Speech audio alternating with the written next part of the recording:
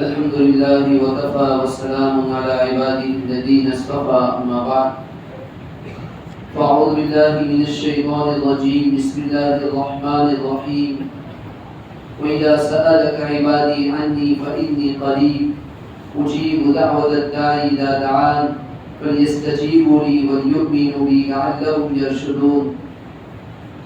وقال تعالى ادعوني أستجب لكم. وقال النبي صلى الله عليه وسلم الدعاء مخ العبادة أو كما قال عليه الصلاة والسلام. میرے محترم بھائی بزرگ اور دوستو، پچھلے ہفتے آپ کے سامنے دعا کے متعلق کچھ باتیں عرض کی تھی. میں نے یہ بات بھی بتائی تھی کہ انسان پر دنیاوی اعتبار سے اخروی اعتبار سے جو حالات اور پریشانیاں ہیں ان کو دور کرنے کے جہاں بہت سارے راستے ہو سکتے ہیں، اس میں ایک اہم راستہ، ایک اہم طریقہ یہ ہے آدمی اپنی حاجات کو، اپنی پریشانیوں کو، اپنے تکالیف کو اللہ تعالیٰ کے سامنے پیش کرے. چاہے خوشی کا موقع ہو یا غمی کا موقع ہو، ہر وقت بندے کو کوئی بھی ضرورت پیش آ جائے اللہ تعالیٰ کے سامنے اپنے ہاتھوں کو اٹھا کر مانگے.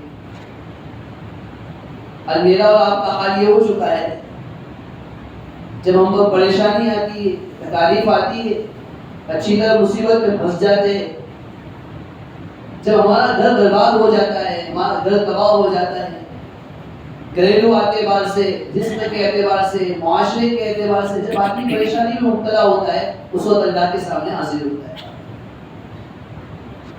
ہونا تو یہ چاہیے کہ آدمی خوشی کے موقع پر بھی، فرحت کی حالت میں بھی، مالداری کی حالت میں بھی، خوشی کے موقع پر بھی اللہ تعالیٰ کے سامنے شکر بجا لائے، اللہ تعالیٰ کے سامنے دعا کرے، اللہ کے سامنے عاجزی سے مانگے. دعا کے معنی ہی اللہ تعالیٰ سے مانگنا، اللہ تعالیٰ سے سوال کرنا. آج میرا اور آپ کا حال یہ، جب ضرورت پیش آتی ہے ہم دوسرے کے در پر اور دوسرے کے گھر پر ٹھوکر کھاتے ہیں. آدمی کو پیسے کی ضرورت ہے، ہمارا اعتقاد، ہمارا یقین ایسا مضبوط ہو جائے کہ اللہ تعالیٰ سے ایسا یقین مانگے، اللہ تعالیٰ سے ایسا اعتقاد مانگے کہ ہمارے دل میں یہ بات بیٹھ جائے کہ نہیں، یہ جو پریشانی ہے، اس پریشانی کو حل کرنے والی ذات اللہ تعالیٰ ہے. اگر آدمی کا اعتقاد اتنا مضبوط ہو جائے گا، دل اتنا مضبوط ہو جائے گا، اللہ کی ذات پر بھروسہ اتنا مضبوط ہو جائے گا، آدمی ادھر ادھر جانے کے بجائے سب سے پہلے اللہ کی طرف پر آ کر سوال کرے گا. ہمارا مزاج ہی ختم ہو چکا ہے. اور دعا کرنے کے بھی کچھ آداب ہیں، جسے میں نے پہلے عرض کیا تھا. دعا کرنے کا پہلا ادب یہ ہے، آدمی جب دعا کرنے کے لیے بیٹھے اللہ تعالیٰ کی خوب تعریف کرے. بہت ساری تعریف کی جملے حدیث پاک میں آئے. نبی علیہ الصلوۃ والسلام دعا کرتے تھے، وہ کیسے کرتے تھے؟ اللهم لك الحمد كله ولك الشكر كله ولك الحمد كله ولك الملك كله إليك يرجع الأمر كله. سب سے پہلے اللہ تعالیٰ کی تعریف کرے. دیکھو اللہ تعالیٰ تو ہماری تعریف کا محتاج نہیں. آدمی مالداروں کے پاس جاتا ہے، بڑے سخی لوگوں کے پاس جاتا ہے، بڑی تمنائیں لے کر جاتا ہے. دعا کرنے سے پہلے اللہ تعالیٰ سے بالکل ہماری یقین ہو کہ نہیں، میری یہ ضرورت اللہ تعالیٰ آج نہیں تو کبھی بھی ضرورت کو ہماری پوری کر دے گا. اللہ تعالیٰ کی خوب تعریف کرے. اور دیکھو عربی زبان میں یاد ہونا بھی کوئی ضروری نہیں. اللہ تعالیٰ ہر زبان کو جاننے والا ہے. عربی میں دعا مانگنا کوئی ضروری نہیں. اللہ تعالیٰ کی تعریف کرے اپنی زبان میں. اللہ تو ہی بڑا ہے، تو ہی خالق ہے، تو ہی مالک ہے. میں چھوٹا سا بچہ تھا، تو نے میری پرورش کی. مجھے دودھ پینے نہیں آتا تھا، میں ماں کی پیٹ میں تھا، تو نے مجھے باہر نکالا. دنیا میں میں تو ہی چلا رہا ہے، تو ہی گھما رہا ہے، تو ہی پھرا رہا ہے، تو ہی کھلا رہا ہے، تو ہی پلا رہا ہے. اللہ کے سامنے خوب تعریف. پھر اس کے بعد نبی علیہ الصلوۃ والسلام کو درود پڑھے جو بھی آتا ہو. اللهم صل على محمد كما صليت على ابراهيم وعلى ال ابراهيم انك حميد مجيد. جو عام طور پر نماز میں درود پڑھا جاتا ہے وہ درود پڑھے. دعا کے شروع میں بھی یعنی اللہ تعالیٰ کی تعریف کرنے کے بعد نبی علیہ السلام پر درود پڑھے، اور دعا کر لینے کے بعد بھی آخر میں نبی علیہ السلام پر درود پڑھے۔ جب دیکھو جب بندہ اللہ تعالیٰ کے سامنے نبی علیہ السلام پر درود بھیجتا ہے، حدیث کے مطالعے سے معلوم ہوتا ہے اللہ تعالیٰ درود کو تو قبول فرمائی لیتے ہیں۔ اب جو ذات اتنی کریم ہے، اتنی رحیم ہے، بندوں پر اتنا شفقت کرنے والے ہیں، جب وہ شروع کے درود کو قبول کرے گا، آخر کے درود کو قبول کرے گا، تو ظاہر سی بات ہے درمیان میں جو چیز مانگی گئی ہے اللہ تعالیٰ اس کو بھی قبول فرمائے۔ شروع میں بھی درود، آخر میں بھی درود۔ پھر اس کے بعد ہونا یہ چاہیے وہ دعائیں مانگے جو اللہ تعالیٰ نے قرآن میں بیان کی۔ نبی علیہ دعائیں نقل کی گئی، یہ دعائیں ایسی ہیں اللہ تعالیٰ نے انبیاء علیہ السلام کے دل میں وہ دعا ڈالی، اور نبی علیہ السلام انبیاء علیہ السلام نے وہ دعائیں مانگی، اور اللہ تعالیٰ نے ان دعاؤں کو قبول کیا، اور اللہ تعالیٰ نے اس کو قرآن کے اندر نقل فرمایا۔ حضرت موسیٰ علیہ السلام لمبا چوڑا واقعہ ہے، میں مختصر بیان کرتا ہوں اور چلتا ہوں۔ موسیٰ علیہ السلام نے فرعون کے ایک آدمی کو قتل کر دیا، اور موسیٰ علیہ السلام کے متعلق وارنٹ جاری ہوا، اور موسیٰ علیہ السلام نے جان بوجھ کر بھی قتل نہیں کیا۔ ایک اسرائیلی اور ایک فرعون کے خاندان، موسیٰ علیہ السلام کے خاندان کا ایک آدمی اور فرعون کے خاندان کے ایک آدمی آپس میں لڑ رہے تھے، جھگڑا کر رہے تھے۔ اتنے میں موسیٰ علیہ السلام کے خاندان کا جو آدمی تھا اس نے موسیٰ علیہ السلام کو آواز دی کہ دیکھو یہ میرے ساتھ جھگڑا کر رہا ہے۔ بس موسیٰ علیہ السلام نے تھوڑی سی تنبیہ کی غرض سے ایک مکہ مارا۔ موسیٰ علیہ السلام کو اللہ تعالیٰ نے وہ طاقت دی تھی، ایک مکہ مارا اور وہیں مر گیا۔ فوَكَذَبَ مُوسَىٰ فَقَضَىٰ عَلَيْهِ۔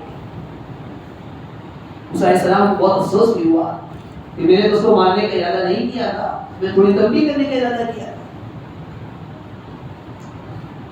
ابھی اس واقعے کو کسی کو پتہ نہیں تھا، موسیٰ علیہ السلام جانتے تھے، موسیٰ علیہ السلام کے خاندان کا وہ آدمی جانتا ہے اور کوئی نہیں جانتا۔ اب لوگوں نے فرعون کے آدمیوں نے، فرعون کی پولیس نے پتہ لگانا شروع کیا کہ اس آدمی کو کس نے قتل کیا، اسرائیلی کو کس نے قتل کیا۔ پریشان ہو گئے، آخر کسی نے بتا دیا، وہ بھی لمبا چوڑا بتایا واقعہ ہے، پتہ چل گیا کہ موسیٰ علیہ السلام نے ان کو قتل کیا۔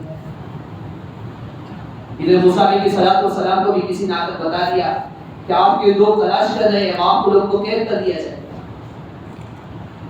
موسیٰ علیہ السلام اللہ تعالیٰ کے حکم سے ایک شہر مدین شہر تھا وہاں چلے، اور کو جاننے والا کوئی نہیں تھا، کوئی پہچانتا بھی نہیں تھا۔ اللہ تعالیٰ سے اس وقت دعا کی، دعا قرآن نے نقل کی، کیا دعا کی؟ رب انی لما انزلت الی من خیر فقیر، رب انی لما انزلت الی من خیر فقیر۔ اللہ تعالیٰ نے دعا ایسی قبول فرمائی، ایسی قبول فرمائی۔ موسیٰ علیہ السلام مدین میں داخل ہوئے، وہاں دیکھا ایک کنواں ہے، ایک کنویں کے پاس بہت سارے لوگ اپنے جانور کو پانی پلا رہے، وہ پانی نکال رہے اور اپنے جانور کو پلا رہے۔ چند عورتیں تھیں بالکل کونے میں کھڑی تھی، وہ بھی اپنے جانوروں کے لیے پانی کی تلاش میں تھی۔ موسیٰ علیہ السلام نے عورتوں سے پوچھا کہ کیا بات ہے، آپ یہ کونے میں کیوں کھڑی ہو، آپ پانی کیوں نہیں پلاتی ہو؟ عورتیں کہنے لگی کہ ہم عورت ذات ہے، سب مرد پانی نکال رہے ہیں، جب مرد سب پانی نکال کے فارغ ہو جائیں گے ہم پانی نکالیں گے۔ موسیٰ علیہ السلام نے فرمایا تمہارے گھر پر کوئی مرد نہیں ہے، ہمارے گھر پر تو کوئی مرد نہیں، صرف ہمارے ابا ہے، وہ ابو شیخ کبیر، اور ہمارے ابا بھی بہت بڑے ہو چکے ہیں، وہ خود آ نہیں سکتے، ہم خود آتے ہیں روزانہ اور پانی نکالتے ہیں۔ موسیٰ علیہ السلام کو رحم آ گیا۔ موسیٰ علیہ السلام نے وہاں سے ان عورتوں کے لیے پانی نکالا اور ان کے جانوروں کو پانی پلایا۔ وہ عورتیں جلدی سے گھر پہنچ گئی، ان کے والد پریشان ہو گئے، کیا بات ہے، روزانہ جو وقت پر آتی تھی اس سے بہت جلدی آ گئی۔ عورتیں کہنے لگی کہ ایک پردیسی آدمی آیا ہوا ہے، اس نے ہم پر ترس کھایا، ہم پر رحم کھایا، اور ہمارے لیے اپنے جانوروں کو اس نے پانی پلایا۔ ان عورتوں کے والد کا نام تاریخ کی کتابوں میں لکھا ہے شعیب علیہ السلام نے اپنی بیٹیوں سے کہا دیکھو ایک مسافر آدمی کوئی نیک آدمی معلوم ہوتا ہے، کہ آج تک روزانہ تم پانی پلانے کے لیے جاتی تھی، کسی مرد کے دل میں رحم نہیں آتا تھا، کسی کو ترس نہیں آتا تھا، یہ پہلا نوجوان ہے جس نے ترس کھایا ہے، جس نے رحم کھایا ہے، ضرور یہ کوئی نیک آدمی ہو۔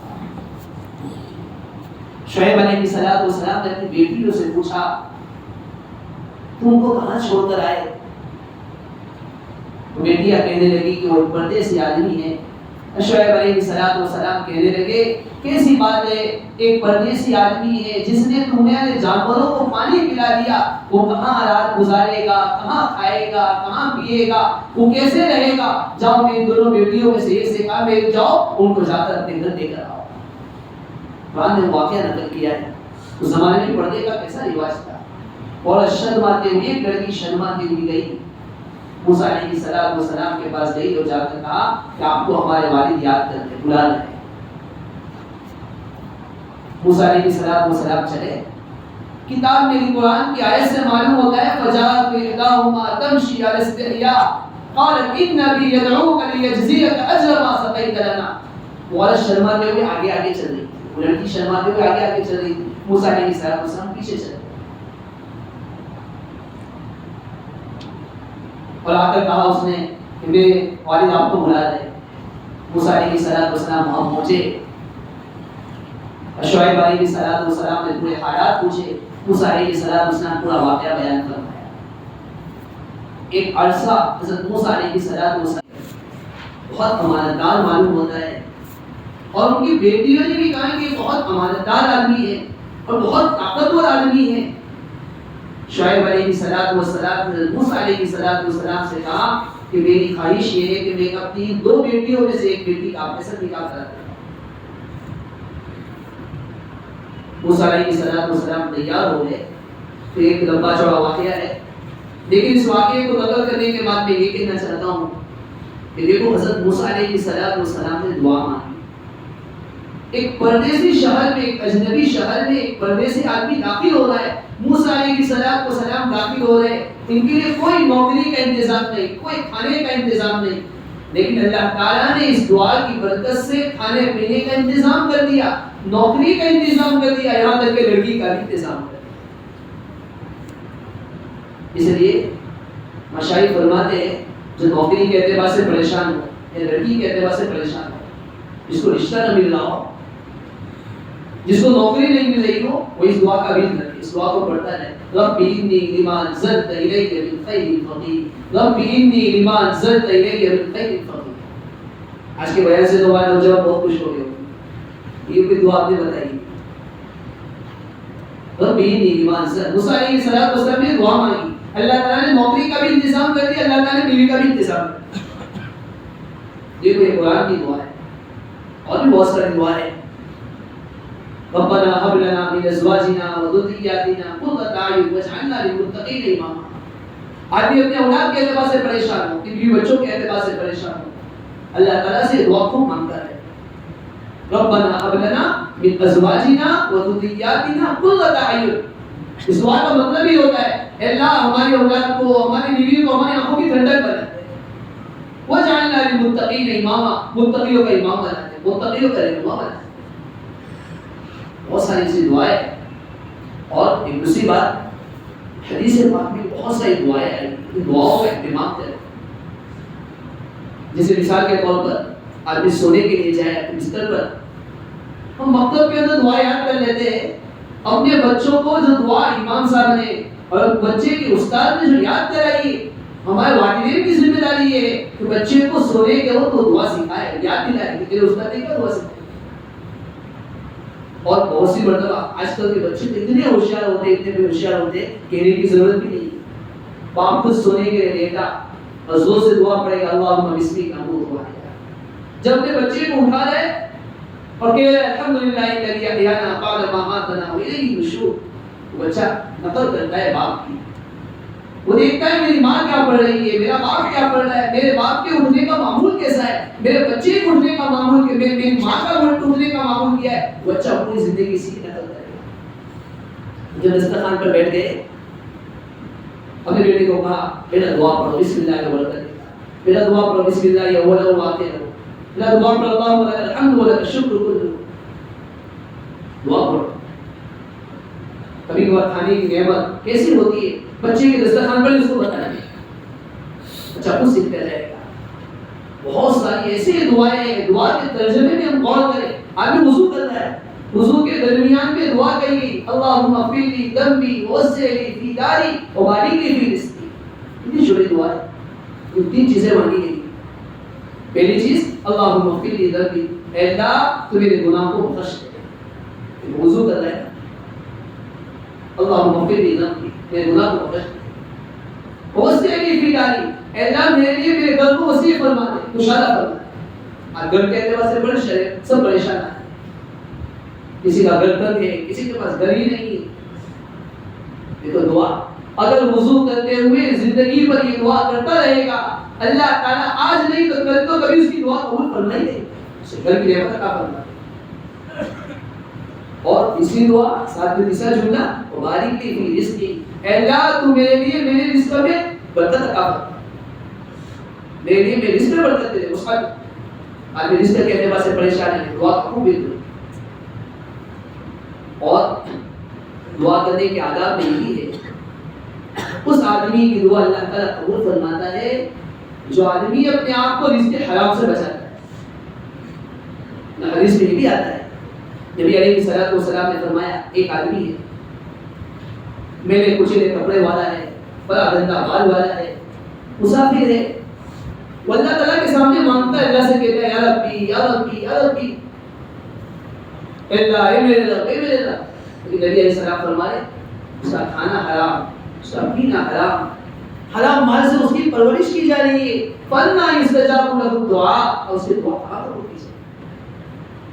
بس آج کی بات کا خلاصہ یہ ہے، ہمیں جب بھی کوئی ضرورت پیش آئے دوسرے کے در پر جانے سے پہلے اللہ کے سامنے اپنی پیشانی کو دکھائے۔ خود نبی علیہ السلام کی حالت یہ تھی، نبی علیہ السلام پر جب بھی کوئی پریشانی آتی تھی، کوئی آندیاں تیز ہو جاتی تھی، نبی علیہ السلام اللہ کے گھر کی طرف متوجہ ہوتے تھے، دعا کا اہتمام کرتے تھے، نمازوں کا اہتمام کرتے تھے۔ اور دوسری چیز دعا کرنے کی کچھ آداب ہے، یہ تمنا لے کر جائے میرے رب ہی میری ضرورت کو پورے کرنے والا ہے، اللہ تعالیٰ کی ذات پر ایسا اعتماد ہو، ایسا توکل ہو، جیسے کوئی آدمی کسی مالدار کے در پر جاتا ہے اور بھیک مانگتا ہے، اسے امید کو میری تمنا کو پوری کرنے والے ذات اللہ تعالیٰ کی ہے، وہی میری ضرورت کو پوری کرے۔ اللہ تعالیٰ اپنی ذات پر ہمیں اعتماد نصیب فرما دے، توکل عطا فرمائے۔ کچھ مقامات بھی دعا کی قبولیت کے مقامات، جیسے جمعہ کا دن ہوتا ہے، آپ نے حدیث سنی ہوگی، نبی علیہ السلام نے فرمایا جمعہ کے دن ایک قبولیت کی گھڑی ہوتی ہے، اس قبولیت کی گھڑی میں بندہ جو مانگتا ہے اللہ تعالیٰ کی طرف سے عطا کیا ہے۔ اور اس میں شرح حدیث نے لکھا ہے، بہت سارے اختلاف ہے کہ کون سی جمعہ کی دن کون سی گھڑی ہوتی ہے۔ بعض تو فرماتے ہیں کہ خطبے کے وقت کی گھڑی یہ قبولیت والی ہے، اس کے خطبے کے وقت میں شرح فقہا فرماتے ہیں خطبے کے وقت میں اسی طرح متوجہ ہو جیسا آدمی نماز کے لیے اہتمام کے ساتھ توجہ کرتا ہے۔ اس وقت بات کرنا منع کیا گیا، ادھر ادھر اشارہ کرنا منع کیا گیا، آدمی کو کھانے کے لیے منع کیا گیا، پینے کے لیے منع کیا گیا۔ آدمی جس طرح نماز کی حالت میں رہتا ہے اسی طرح خطبے کے وقت میں متوجہ ہو، اور دونوں خطبوں کے درمیان جو گھڑی ہوتی ہے جس میں امام صاحب بیٹھتے ہیں وہ قبولیت والی، لیکن اس میں ہاتھ اٹھا کر دعا کرتا ہے۔ بہت سارے لوگوں کو دیکھا ہاتھ اٹھا کر دعا نہیں، اس وقت ہاتھ اٹھا کر دعا نہیں کرنا ہے، بلکہ اس وقت تو اپنے دل ہی دل میں دعا کرنا ہے۔ خطبہ اسی طرح سنا جائے گا جسے نماز کا اہتمام کیا جاتا ہے۔ دعا خطبے کے وقت بھی قبولیت کی وقت ہے، اسی طرح اذان سے لے کر نماز تک کا وقت ہے، یہ قبولیت دعا کا وقت ہے۔ نماز کے بعد بھی مختصر سا وقت ہے، آدمی کچھ تھوڑا سا وقت ہے اس میں اللہ تعالیٰ سے کچھ مانگتا ہے، امام کی دعا کا انتظار نہ کرے، ہر ایک کو مانگتے آتا ہے۔ اگر کسی مالدار سے جانے بات کرنے کے لیے جاتا ہے تو وہ یوں کہتا ہے کہ آپ مانگو، وہی مانگتا ہے تو اللہ کے سامنے خود مانگو۔ اور بھی بہت ساری باتیں اللہ تعالیٰ شانوں سے دعا، اللہ تعالیٰ جو باتیں کی دعائیں سب کو استعمال کرنے کی توفیق عطا فرمائے، آمین۔